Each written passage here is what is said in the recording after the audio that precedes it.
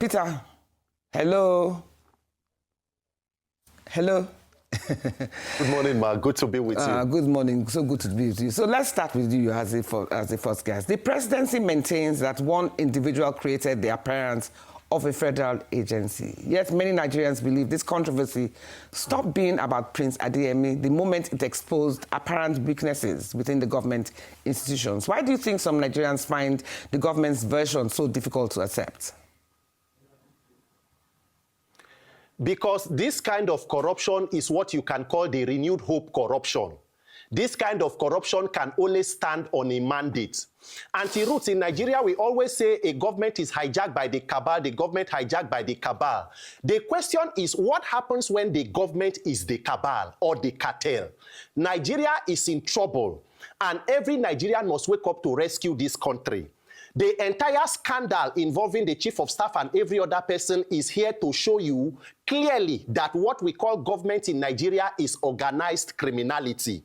As a people, this government, the Tinubu government, is a scandal because some of the most atrocious, scandalous, and abominable acts are being committed against the Nigerian people and the Nigerian state. Unfortunately, as bad as this one may seem, it is not the worst. This is just the one that has come out in the public. That is why my thoughts and prayers are with all of Nigerians, because we must engage in an operation self-rescue. So let us even for a moment assume that what the presidency is saying, what Mr. Bayo guy is saying is true, that the person is an impostor and the agency is a fictitious one.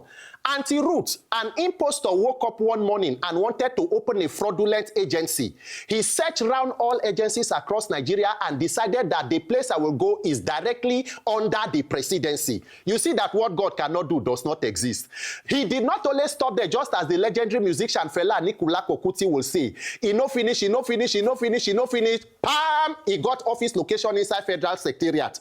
From there, he got employed more than 300 staff. This impostor went ahead to get staff even from the office of the Accountant General of the Federation. This impostor was able to access the central bank and open both pound, dollar, and naira accounts, even with all the checks that are there. This impostor was able to host diplomatic events, host diplomats, and even host an investment summit, exchange correspondence with the National Assembly, and was even hosted by the EFCC chairman with an award. And somehow, Anti-Root, this same impostor was able to host the revered monarch of Ogbomosho, the Kabiyesi of Ogbomosho, and he remained fictitious. But most worrisome is that this impostor was able to smuggle himself into the budget of the country, and that budget was signed by the president even after the Joint Houses Appropriations Committee went through it. What we are supposed to be discussing is exactly how many officials in this government did not pay bribe to get into government. What exactly could be the sharing formula? We are talking about an alleged 48% to be paid from the overhead to start the agency. Anti-Root, 48% of 1.3 billion is almost more than 600 million. That is, if this is confirmed, more than 600 million of government allocated money to an agency was supposed to go to an individual or a group of persons. This entire government is a scandal. Every person in Nigeria should be asking the right question, because if you fail to hold them accountable, we have institutionalized corruption. This kind of impostor can only be a renewed hope impostor. Okay, let me ask the next question. If this case ultimately points to wider institutional failures, where should accountability begin? And will Nigerian system truly investigate this case to the end, even if it leads to powerful individuals or institutions? It is unfortunate that we are where we are today. If we say that we want this government to be able to investigate this case to a reasonable conclusion, it is like saying you want to use corruption to fight corruption. The question is, what exactly has been the modus operandi of the government? The government has more political will to fight opposition than political will to fight corruption. And that is why a so-called impostor will pass through all the clearance, all the institutions, and somehow, because even DSS and EFCC are too busy investigating activists or people like myself, that they cannot obtain or know an impostor. If you look at the entire issues of governance, for example, the Ministry of Solid Minerals, do you know that during the Ramadan breakfast, President Tinubu was chiding or making a mockery of the former Vice President Atiku Abubakar. He said they privatized the Delta Steel Company. Is it still working now? They said no. The Ajaokuta Steel Company, is it still working now? They laughed about it and said no. Auntie Ruth, do you know that the Ministry of Solid Minerals, as we are speaking, in the 2026 budget, there is more than 6 billion provided for salaries of staff of Ajaokuta Steel Company?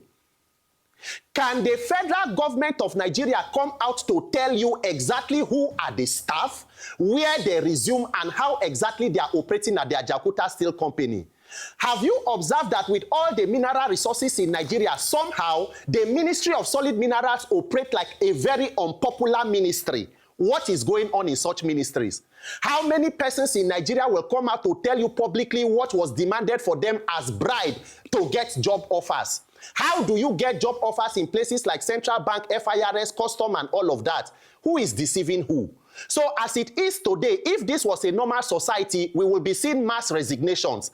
The chief of staff must step aside so that you cannot be a judge in your own case. Prince Adeyemi is not missing what he continues to mention one person. And somehow, the only person who they said was a witness allegedly died of a fire incident few weeks after this issue or few days after the news broke out. So what are we saying? Who is investigating who? It is the Nigerian people that have the capacity to put pressure, because this issue of corruption goes to the heart of why Nigeria is struggling today. We do not have a revenue problem, we have a criminality problem. Regardless of how this case clearly ultimately ends, with severe accusations going back and forth between Prince Adeyemi and the government, how do controversies like this attract international attention? So what impact do they have on Nigeria's credibility with investors, diplomats, and international partners? Beyond resolving this case, what must the government also do to restore confidence in the country's institutions? As I said earlier, be trying to use corruption to cure corruption, which is almost impossible. When we talk about the global perception and all of that, the statement from the presidency on this scandal is what Nigerians will call see finish. Nigerians have been seen finished by their government, when Nigerians will say they no rate us. Because did you even see videos of, you know, the Prince Adeyemi doing Thanksgiving in church, Oluwaseun, and dancing and all of that?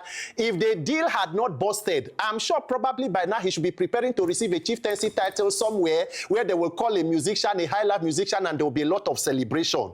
So when we are talking about international reputation, Auntie Ruth, is it news to you that the leader of the country has had a forfeiture case in the United States of America? Are we not aware that the leader of the country also approached a court not to release certain documents from that same country? Have we interrogated the antecedent and the records of even the person being alleged the chief of staff and majority or a good number of the persons who are in the government? In fact, if you look at the entire regime, it is like a festival of corruption, like a corruption Armageddon. If corruption was an Olympic sport, the best 11 would probably be coming out of this regime. And that is why you can see all of this calisthenics. So when my very senior, counterpart there, our comrade lawyer, is saying that he does not even want to hear the name fiction, it is possible, because this kind of fiction is a renewed hope fiction. These are kind of scandals and corruption that can stand on a mandate. So if you continue to say, what will the government do? What has the government already done to launder the image of the country? Is it news to you that the president of the country traveled out with the second highest title in the land, GCON, and handed over to his personal friend in a foreign country in France, and that personal friend of his was given the highest contract in Africa, the Coastal Highway, and that particular person is also a convicted money launderer in the same United States of America? So what are we talking about global perception? What exactly are we saying?